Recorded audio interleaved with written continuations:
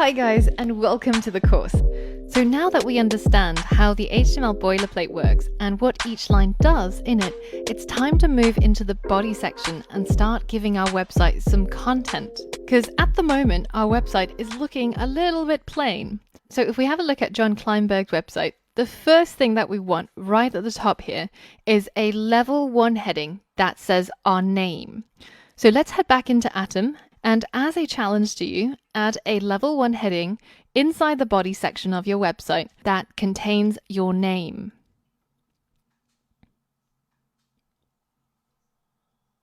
So this one's easy, and it's made even easier using the autocomplete features inside Atom. All I have to write in order to create an H1 tag, which is what's needed to create a level 1 heading, is I just have to write H1, and it makes a suggestion asking me, are you looking for heading level 1? And now if I hit enter or if I hit tab, I get the H1 tag inserted automatically, opened and closed for me, and my cursor gets moved right in between exactly the place where I would need to start typing. So now if I hit save and I head back over to my personal site, and remember, if you close down this tab, you can always go into your Finder or your Explorer to open it back up again, or you can select the full file path from Atom as well and paste it into here. Now if I hit enter, you can see my H1, my level 1 heading gets shown up here, just like John Kleinberg's, and we're ready to move on to the next thing. Now we want to have a line that shows our title, so who it is that we are. Let's head back to Atom. And firstly, I'm going to get rid of this little heart because it doesn't look very professional. And I'm going to add another HTML element under the H1. And this is a good point to talk about how to keep your HTML file neat and tidy. Now, most programmers are very serious about how to indent and structure their HTML files. And the reason for it is because having these indents makes it easy for us to see at a glance which tags are inside other ones. So for example, if we look at the top level here, we've got the HTML tag.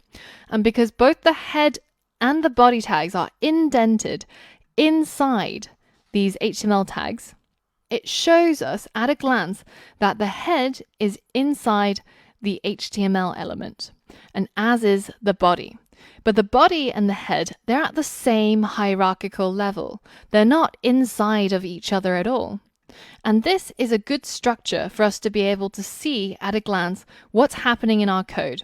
And also when other programmers look at our code, because we're used to working with the same structure, it's easy to be able to understand what's going on at a glance.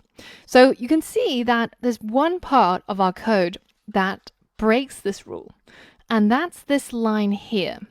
Our H1 is contained inside our body element, and so it should be indented like so. And you can clearly see that this is now a child or contained inside the body tag. Now, if you didn't want to do that manually every single time, well, we actually installed a package right at the beginning that helps us with this organization. It's our little housekeeper, if you will. So if you go to Packages and go to Atom Beautify and click on Beautify, it will automatically beautify your entire code file to make all of the indents for you and to make everything look neat and tidy. So every so often, once your code starts getting messy, either learn the shortcut or go through it in the menu and reorganize your code file. It'll make it much easier on the eyes and much easier to read. So now I want to add my title under my H1 tag. And for this, I'm going to use the P tag, which is a paragraph tag. And the P tag formats text into a paragraph. So they get a new line and the text inside gets grouped together into the same paragraph. So let's add my title here.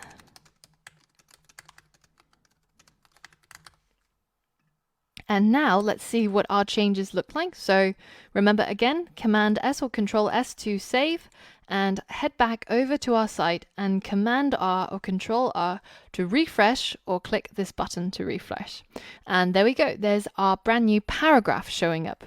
Now, if we look at John Kleinberg's, you can see that his title is italicized and ours is not. So how can we make ours italicized as well?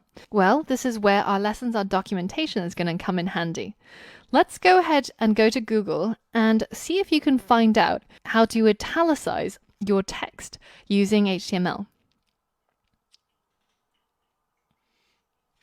So let's write italicize HTML MDN and let's hit enter.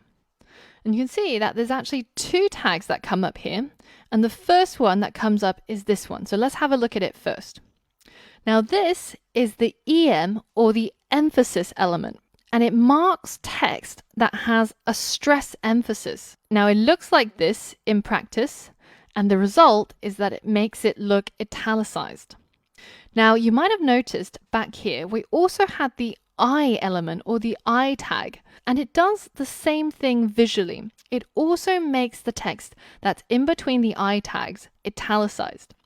But there's a little bit of a difference here, and the difference is quite subtle. The emphasis tag tells the browser the words that are enclosed between it should be stressed or should be emphasized, but the I tag only italicizes the text, so it only styles the text to make it slanted, and it doesn't confer any of that emphasis.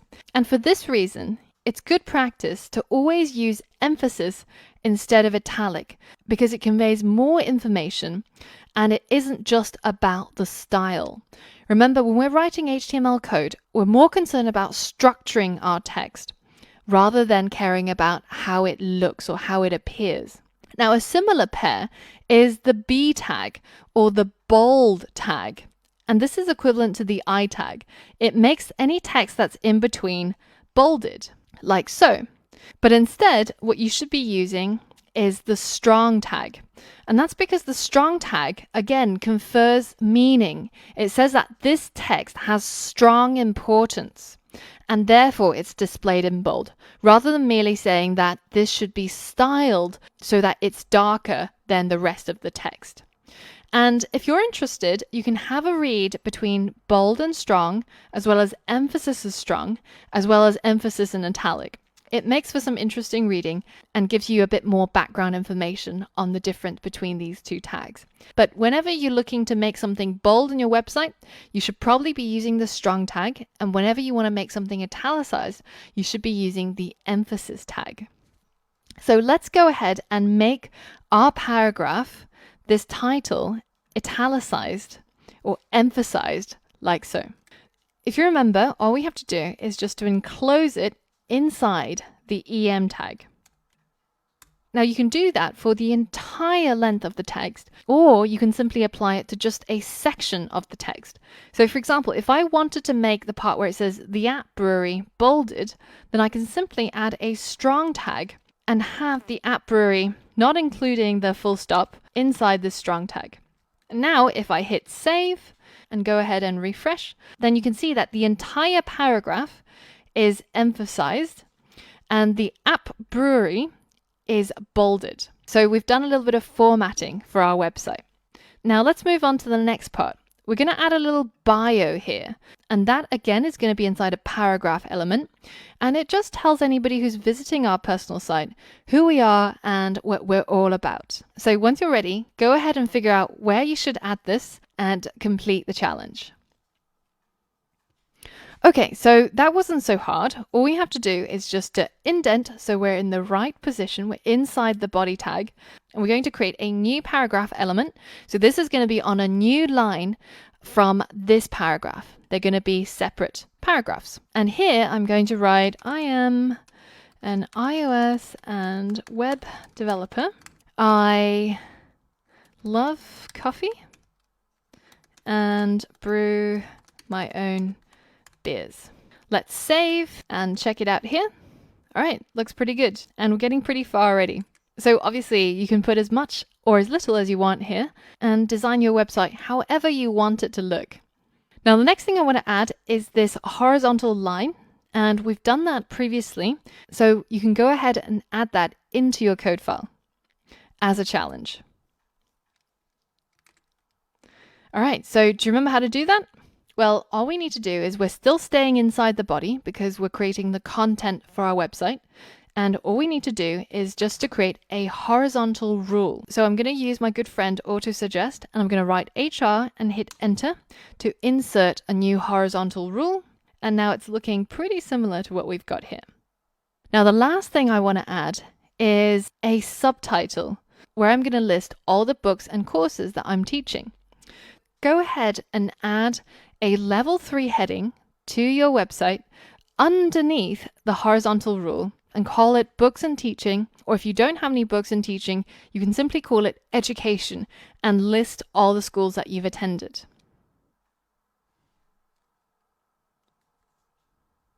All right, underneath the horizontal rule, I'm going to add an H3, so a level 3 heading, and this is going to be the books and teaching. All right, so we've already got most of our personal site coded up. In the next lesson, we're going to be diving into HTML lists and how we can create these bullet points as well as numbered points and add it to our website. So all of that and more, I will see you on the next lesson.